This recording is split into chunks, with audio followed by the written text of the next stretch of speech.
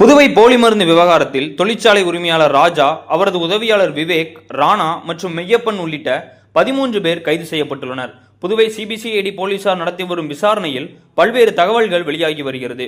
போலி மருந்து தொழிற்சாலை மற்றும் கிடங்குகளை கண்காணிக்க வேண்டிய சுகாதாரத்துறையின் கீழ் செயல்படும் மருந்து கட்டுப்பாட்டுத்துறை இப்பணியில் தவறியதாக குற்றச்சாட்டு எழுந்துள்ளது. இதனால் சிபிசிஐடி போலீசார் மருந்து கட்டுப்பாட்டு துறையைச் சேர்ந்த 5 அதிகாரிகளுக்கு சம்மன் அனுப்பி விசாரணை நடத்த முடிவு செய்துள்ளதாக கூறப்படுகிறது. சம்மன் கிடைத்த 3 நாட்களுக்குள் சிபிசிஐடி அலுவலகத்தில் அவர்கள் ஆஜராக வேண்டும். இல்லாவிட்டால் அவர்களை கைது செய்து விசாரிக்கவும் சிபிசிஐடி போலீசார் திட்டமிட்டுள்ளதாக தகவல் வெளியாகியுள்ளது. இதனிடையே புதுவையில் முகாமிட்டிருந்த உத்தரப்பிரதேச மாநிலம் ஆக்ரா போலீசார் போலி மருந்து தொழிற்சாலை நடத்திய ராஜா, விவேக், ராணா ஆகியோரை விசாரணைக்கு அழைத்து செல்ல புதுவை நீதிமன்றத்தில் அனுமதி கோரியுள்ளனர்.